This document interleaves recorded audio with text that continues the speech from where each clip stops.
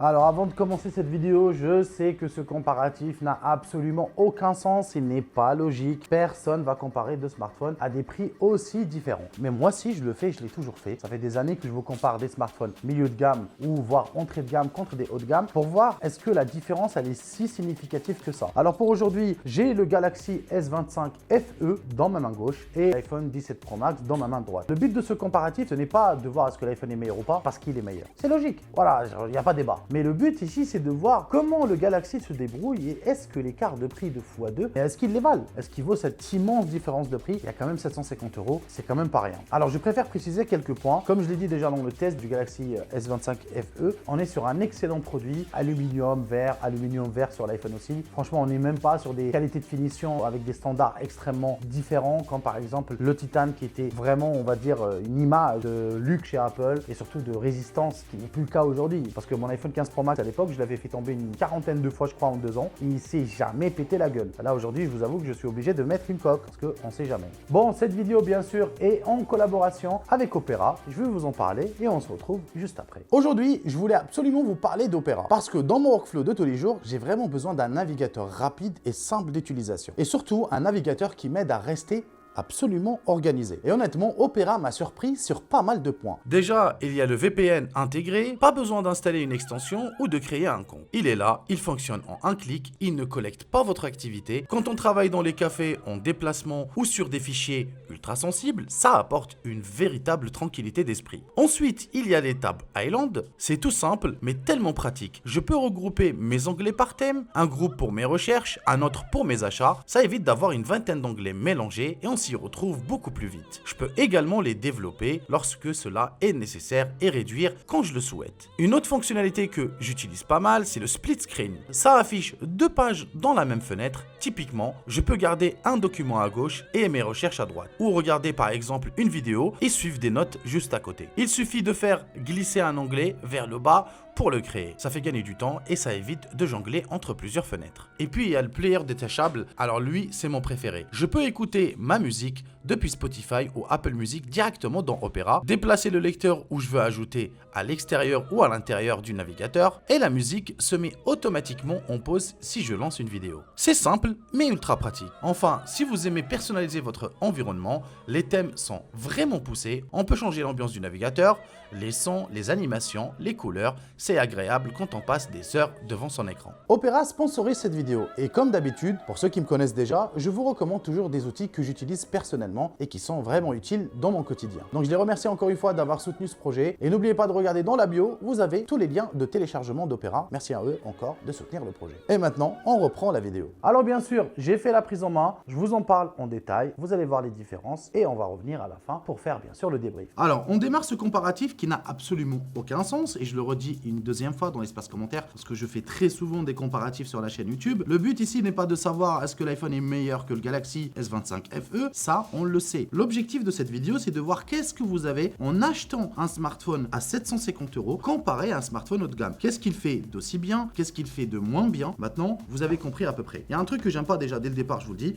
ça je déteste ça, ça va bouger tout au long de la vidéo. J'avoue que l'iPhone ils ont réglé ce problème avec la nouvelle interface derrière là avec le petit plateau qu'ils ont rajouté. Je trouve que au moins ça bouge un peu moins et c'est un peu plus agréable à utiliser pendant en tout cas cette vidéo. Bon, on va faire très vite, on va faire très simple. Vous allez voir, ça va pas être une vidéo très compliquée. Là, on a le Galaxy S25 dans sa version FE, donc avec un coloris bleu, triple caméra, un châssis complètement en aluminium. Pareil pour l'iPhone, on est sur un châssis aluminium avec du verre et triple caméra. Donc, à la façade avant, vous avez un écran très borderless. En gros, sur l'iPhone, cela représente, je crois, 91%. Sur le Galaxy, beaucoup moins. Voilà, je mets juste ça comme ça pour voir à peu près. Regardez les bords en bas, ça n'a absolument rien à voir. L'iPhone, il y a des bords extrêmement fins, limite inexistants. Là où sur, par exemple, le modèle de chez Samsung, vous pouvez voir, le montant du bas, il est un peu plus haut que celui du haut. On se rapproche de la perfection par contre, hein, on n'est pas très loin, mais il ne le propose pas. Alors, vous avez aussi un arrondi, on va dire, sur l'écran. Là, c'est un peu plus tranché. Côté prise en main, je vous avoue que je préfère celui de l'iPhone parce qu'il est un peu plus arrondi, donc un peu plus agréable à la main. main. Là, il est un peu plus tranchant, mais il est très fin. Il est plus fin que l'iPhone. En tout cas, ça, c'est pour vous donner un ordre d'idée sur le design et la prise en main. Revenons maintenant, en tout cas, sur l'écran d'affichage du base. Même s'ils font exactement la même taille, bah, vous n'avez pas exactement les mêmes tailles d'écran à l'intérieur. L'iPhone, comme j'ai dit, il représente quasiment 91 ou 92% de la surface. En gros, vous avez un écran de 6,9 pouces. Sur le Galaxy, comme il a des bords un peu plus larges, et bah, vous avez un écran intérieur, donc l'écran réellement consommable, de 6,7 pouces. Donc vous perdez 2 pouces dans les deux dalles. Sauf que pour le coup, les deux sont très lumineux. Vous avez un écran d'iPhone qui peut atteindre un pic jusqu'à 3000 nits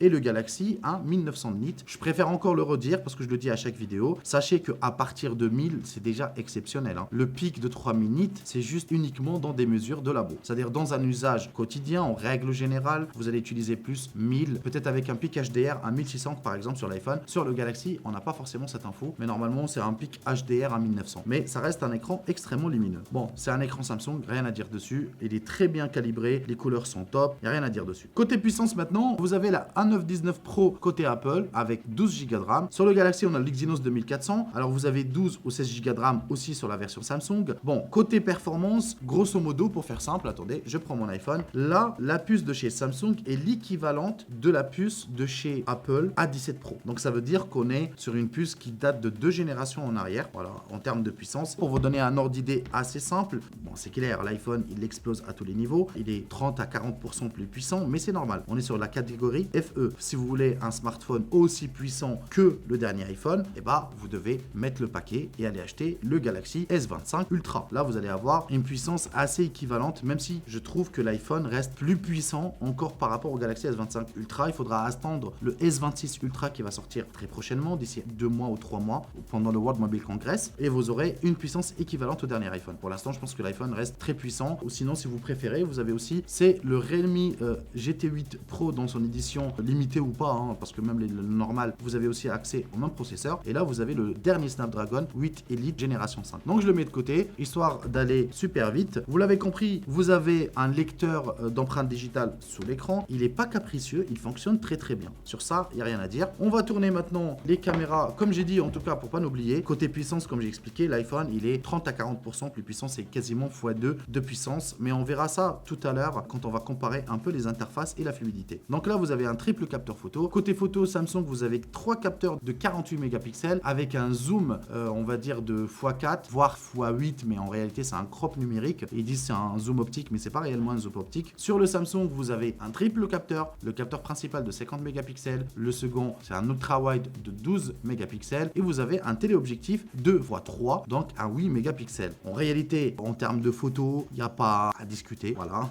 je pense que c'est très très simple. C'est bon, ça fait du taf, ça filme même en 8K 30 images par seconde, avec une stabilisation grosso modo banale. Voilà, c'est pas un truc extraordinaire. Là où l'iPhone est certainement peut-être l'un des meilleurs, ou voire le meilleur. Celui-ci propose du Apple ProRes RAW. Je sais que la majorité ne comprennent pas ce charabia, mais pour faire simple, le Apple ProRes RAW, c'est ce qu'on utilise généralement dans le monde du cinéma. Le 12 bits, en gros, ça enregistre de la vidéo en 12 bits, donc vous allez avoir beaucoup plus d'informations dans l'étalonnage, voilà. Et en plus de ça, vous allez garder les valeurs de l'ISO et aussi de votre température d'image. C'est-à-dire quand vous allez shooter, vous pouvez régler les ISO sur votre PC. Si vous faites une bourde, c'est exceptionnel pour récupérer le maximum d'informations possible. Bien sûr, sur le Galaxy, vous n'avez pas cette option. Vous avez du 8 bits classique. Ça veut dire vous pouvez retoucher, mais vous n'avez pas une latitude très spacieuse. Donc, pour la partie photo-vidéo, je vous ai fait quelques shoots. Le but, ce n'est pas de dénigrer le Galaxy. Encore une fois, ce n'est pas du tout le but. Ici, c'est juste de voir qu'est-ce que vous avez pour 750 €. Même, vous pouvez le trouver, je pense, à 550, 600 €. Si vous cherchez bien sûr, je vous mettrai la meilleure offre directement dans la description. Maintenant, on va s'intéresser un peu plus, comme je l'ai dit, à la batterie. Vous avez une batterie de 4900 mAh sur le Galaxy. Il est super fin en vrai. Et sur l'iPhone, vous avez deux versions. Vous avez la version SIM avec 4823 mAh et la version eSIM. Si vous avez de la chance, je ne sais pas si vous partez aux USA par exemple, pensez à acheter la version eSIM parce que vous avez une batterie de 5088 mAh. Ça fait littéralement quasiment du 300 mAh de plus ou 250 si on veut vraiment être juste. C'est vraiment beaucoup, je vous le dis, hein, ça va vraiment impacter votre autonomie. Pour faire simple, il n'y a pas match. Même si vous avez une batterie pareille, l'optimisation de l'iPhone fait toute la différence. Attention, le Galaxy, il est très très bon, il tient largement la journée, mais c'est pas ce que je recommande. L'iPhone, il est largement dessus. Vous avez 3 heures, 4 heures d'écran réel d'utilisation, pas de vidéo, je sais pas quoi. Je pense que c'est dû aussi grâce à ces nouvelles puces, la puce H1, voilà. Je veux pas dire de la merde, mais en tout cas, la nouvelle puce que Apple a mis pour la gestion des périphériques. Alors côté Wi-Fi, l'iPhone 17 Pro Max propose du Wi-Fi 7, le Galaxy propose du Wi-Fi 6E. En vérité, c'est normal pour le prix, on est sur une version FE, mais c'est largement suffisant en tout cas pour un usage. Vous allez avoir une data extrêmement élevée. Sinon, pour ce qui est du Bluetooth, vous avez le Bluetooth 6 sur l'iPhone 17 Pro Max et vous avez le Bluetooth 5.4, donc largement, encore une fois, suffisant pour un usage quotidien. Maintenant, on va parler un peu de recharge. Alors, il faut savoir que les deux proposent de la charge sans fil, les deux proposent de la charge rapide. Côté charge rapide, c'est du 45 watts dans les deux, 40 watts dans les labos en réalité pour ce qui est de l'iPhone. Vous pouvez récupérer 50% en 20 minutes sur l'iPhone. Et pour la charge sans fil, vous avez jusqu'à 25 watts ou 30 watts, ça dépend des sources, je vous avoue. Et vous avez du 15 watts sur le Galaxy. Grosso modo, je vous montre pas qu'il n'y a pas une immense différence entre les deux, en tout cas de ce point-là. Alors bon, maintenant le prochain point, on va parler un peu de l'interface. Alors là, c'est une histoire de goût. Personnellement, je l'ai dit il y a longtemps, j'ai toujours été un pro Samsung, j'ai toujours adoré l'interface de chez Samsung One UI. Celle-ci, elle est simple, comme vous pouvez le voir, elle est extrêmement fluide. L'écran, j'ai oublié peut-être de le dire, mais c'est un 120 Hz dans les deux, ça c'est un très très bon point. Pour le coup, la partie AI, c'est un peu plus poussé. Voilà, vous avez la gestion des messages, des notes, exactement ce que fait l'iPhone. Avec un appui lent, vous avez accès à Gemini. Et ça, c'est plutôt intéressant. Pour ce qui est de Siri, voilà, si on lui pose n'importe quelle question, salut Siri, quelle température il fait actuellement à Boissy-Saint-Léger? Ah bah voilà, message ne prend pas. Bah il sait pas ce qu'il fait. Je vous le dis, c'est toujours la même chose, c'est toujours le même résultat. Dis-moi Siri, quelle est la charge rapide proposée sur le Galaxy S25 FE? Vous vous rendez compte? Voilà, ça marche pas, ça ne marche jamais. Voilà, comme vous avez pu le voir, ça ne marche pas. Donc je suis désolé de le dire, Siri, c'est une merde. Faut vraiment à un moment donné passer le cap, je sais pas, faire un partenariat avec Google, utiliser Gemini ou directement ChatGPT. C'est pour ça que ChatGPT, il est toujours là, c'est ce que j'utilise le plus, regardez, pour toutes les infos sur les puces, les machins trucs et tout. C'est ce que j'utilise souvent, j'utilise jamais Siri. Et ça, c'est vraiment dommage. On est dans l'ère de l'IA et comme vous le savez très bien, l'IA génératrice, que ce soit pour les photos, pour les vidéos et j'en passe, c'est horrible. C'est horrible ce que fait Apple. Apple, ils sont en train de perdre du terrain. Mais bon, par rapport à ce point-là, je pense qu'il y aura des améliorations avec le temps. Mais pour le moment, c'est dégueulasse. Dans les deux, bon, je viens juste de me rappeler, mais vous avez aussi le Always On Display sur les deux smartphones. Moi, j'oublie pas ce petit détail. Alors, grosso modo, pour faire simple, vous pouvez acheter deux smartphones Galaxy S25 FE pour le prix d'un seul iPhone. C'est aberrant. Je sais pas si vous vous rendez compte. Franchement, le smartphone de chez Samsung, il est très très bon. Comme j'ai dit, j'ai pris pas mal de photos, pas mal de vidéos. J'ai pas trop tout fait les retouches, IA et tout. On s'en fout un peu parce que pour moi, ça reste juste un peu gadget. C'est pas un truc que vous allez utiliser tout le temps. On va pas se mentir. Même si vous l'utilisez, sachez que vous avez toutes les options depuis plusieurs années chez Samsung et ça marche très très bien. Chez Apple, ils sont encore en retard. Le smartphone, il est plus épais, il est plus lourd. Mais bon, vous avez quand même iOS, il y a quand même des points positifs selon moi. La caméra, c'est un point extrêmement positif. Si vous filmez beaucoup avec votre smartphone, c'est un vrai plus. Mais bon, alors comme je disais, sinon, côté interface, Samsung est très clair. L'interface, elle est très propre. Je me rappelle encore de l'ancienne interface de chez Samsung qui était complètement éclatée au sol, on va pas se mentir. Mais là, avec One UI, franchement, c'est propre, c'est ludique. Il y a une forte ressemblance, on va pas se mentir, regardez les arrondis, tout ça. Il y a une forte ressemblance à ce que fait Apple. Et j'aime beaucoup. J'avais quitté à l'époque Samsung pour Apple à cause de l'interface. Je la trouvais trop fouillie chez Android.